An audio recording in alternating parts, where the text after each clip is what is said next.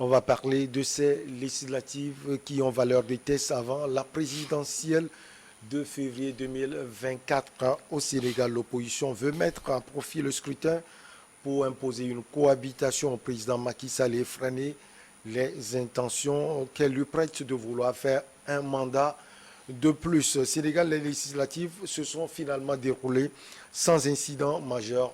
Nous recevons Mamadou Diouf, vous le connaissez, il est éditorialiste. Mamadou, bonjour, vous allez bien? Bonjour Michel. Tout s'est bien passé? Oui, tout s'est bien passé. C'est vrai que la période pré-campagne a été un peu difficile avec des violences, malheureusement même quelques pertes en vies humaines. Pendant la campagne, il y a eu quelques casses lors de la rencontre entre certaines parmi les caravanes opposition et pouvoir. Mais finalement, les élections se sont déroulées tranquillement. Il y a eu quelques couacs, il y a eu quelques petites difficultés, mais vraiment rien de sérieux qui puisse permettre de remettre en cause le scrutin du dimanche. Alors, nonobstant tout, on voit à travers ce calme que la majorité, la maturité, j'allais dire, politique est toujours au Sénégal. Oui, l'électorat sénégalais a une véritable maturité. Et la maturité a été démontrée à nouveau. Il ne faut pas oublier qu'on a fait des élections il y a 6 mois. C'est-à-dire entre l'élection locale et cette élection, il y a exactement 6 mois. Et entre les 6 mois, il s'est passé énormément de choses. Il y a eu énormément d'interrogations. L'électorat sénégalais est venu répondre de façon extrêmement claire en donnant une leçon à toute la classe politique, pouvoir comme opposition. Puisque la guerre des tranchées, il y aura ceci, il n'y aura pas cela. Les Sénégalais ne se sont pas occupés de ça. Ils sont allés voter. Ils ont parlé avec leurs propres armes, c'est-à-dire le bulletin de vote. Et avec le bulletin de vote, quelque part, ils ont désavoué tous les politiques parce que le taux de participation a été relativement faible, 40% à peu près en attendant le chiffre officiel par rapport aux enjeux de ces élections. Mais c'est dû à ce qui s'est passé également avant ces élections, la transhumance des gens qui ont changé de camp. Je parlais tout à l'heure des élections locales. Vous avez des maires qui ont été élus il y a 6 mois sur une coalition de l'opposition qui ont tiré à boulet rouge sur le président de la République, comme le maire de la Médina, Bamba Sall, et qui aujourd'hui est le griot, excusez-moi le terme, de Macky Sall, et qui veut même que Macky Sall puisse avoir un 3e mandat. C'est extraordinaire. Aujourd'hui, il a été battu à plate couture là où il a gagné les élections il y a 6 mois. Ce qui veut dire que ceux qui avaient voté pour lui n'avaient pas voté pour sa personne. Ces gens avaient voté parce qu'il était dans une coalition de l'opposition avec Bougane Gueye Dany. Mais quand il est sorti de cette coalition, les gens ne l'ont pas suivi.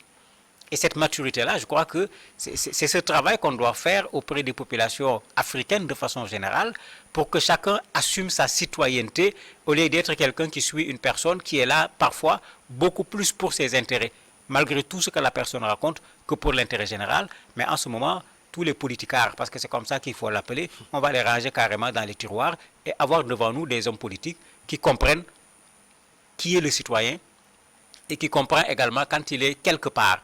C'est le citoyen qui l'a déposé là-bas et il l'a déposé là-bas pour qu'il soit à son service et pas le contraire. Alors, Mamadou, avant de parler des tendances qui commencent par se dégager, on va rappeler les enjeux de ces élections législatives au Sénégal. Les enjeux étaient énormes parce que la coalition Yewwi Askan Wi a mis en place cette coalition avec une stratégie. Et la stratégie, c'était les locales, les législatives, la présidentielle. Et c'est la première fois qu'on le voit au Sénégal parce que d'habitude, une coalition visait immédiatement des élections.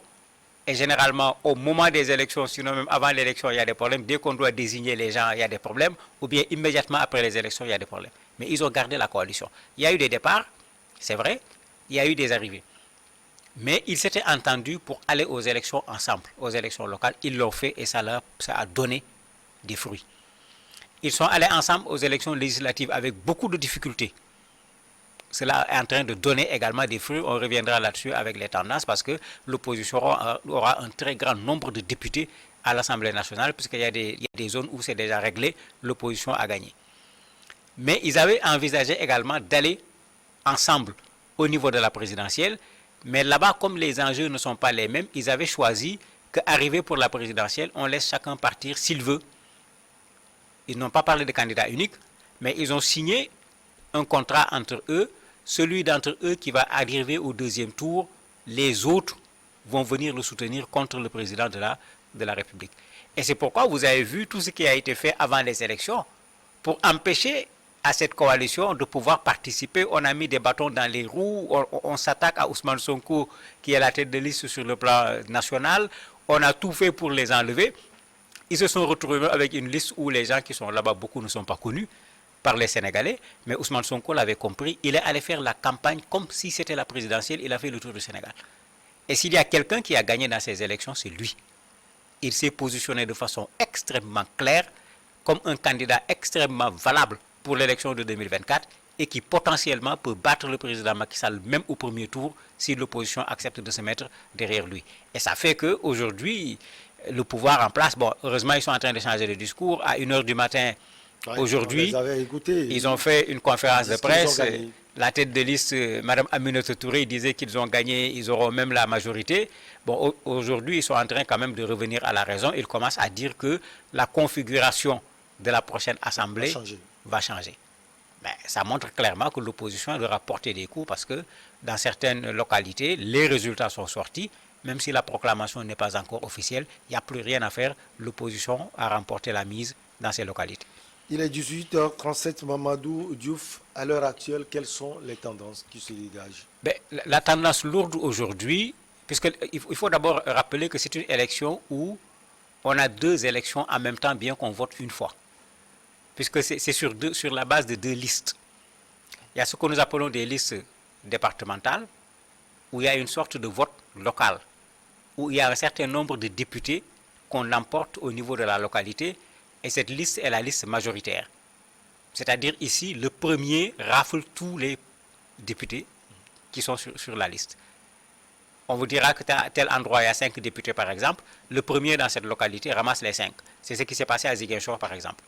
Yewwi Askan Wi a remporté les élections à Ziguinchor, il y avait 5 députés en jeu, puisque c'est la liste majoritaire, ils ont tout pris. L'autre deuxième forme d'élection qu'on appelle la proportionnelle, ces voix qui ont été comptées à Ziguinchor, qui leur ont permis de gagner les 5 députés, ces voix sont reportées à l'échelle nationale. Et c'est ça qui détermine le nombre de députés que chacun va avoir sur ce qu'on appelle cette fois-ci la liste nationale, où un quotient va être défini en disant voilà le quotient qui permet à quelqu'un d'avoir un député, et sur la base des nombres de voix que chaque liste va avoir, le nombre de députés va être réparti. Et c'est ça que Yewwi avait compris, et au dernier moment, ils ont créé cette coalition qui n'en est pas une, parce que Yewwi avait sa liste, Wallu dirigé par Maître Abdoulaye Wade avait sa liste. Au dernier moment, ils ont compris qu'on risque de les gagner au niveau des départements. Qu'est-ce qu'ils ont fait? Ils ont demandé à leurs militants, en faisant une répartition entre eux des départements en fonction de là où les gens avaient le plus de chances de gagner. Ils ont fait la campagne en disant dans tel département, il y a la liste Yewwi, il y a la liste Wallu. Ne votez pas la liste Yewwi, votez la liste Wallu. Pour qu'ils puissent gagner les départements, parce que comme j'ai dit, c'est le premier qui rafle tout. Ouais. Être deuxième ne sert absolument à rien dans l'élection départementale, ça ne te donnera pas des députés, même si tu as une voix en moins. Sur ailleurs, un autre département où Yewwi est mieux placé, ils ont demandé de voter. Et c'est le jeu-là qui leur a permis très rapidement, quand on a publié les résultats, de ramasser une quarantaine de députés, parce que partout où ils gagnent sur ces listes, ils raflent l'ensemble des députés. Puisque le calcul était facile à faire quand même, au niveau des élections locales, le fait qu'ils soient partis en rang dispersé, c'est ça qui les a écrasés. Mais s'ils étaient partis ensemble, ils auraient beaucoup plus d'élus, beaucoup plus de maires que ce qu'ils ont obtenu. Ils ont tiré la leçon et ils ont fait ce jeu qui a très bien marché, puisque je parle de Ziguinchor. Il y avait 3 départements, ils ont remporté tous les 3 départements. Et Yewwi Askan Wi, plutôt la coalition du pouvoir, Benno Bokk Yakaar, n'aura aucun député au niveau de la départementale à Ziguinchor. Et ce n'est pas à Ziguinchor, ils l'ont fait à Saint-Louis, qui était un bastion du parti au pouvoir qu'ils ont emporté. Louga, ils l'ont emporté, qui était le bastion du Parti socialiste, qu'ensuite APR avait pris.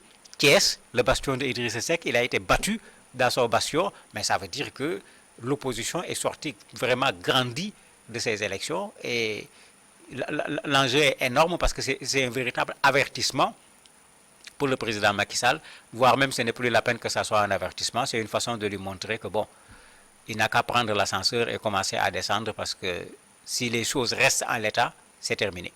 Alors, on l'a dit, les élections se sont bien déroulées. Est-ce que la proclamation sera aussi, si on peut le dire, empreinte de ce calme?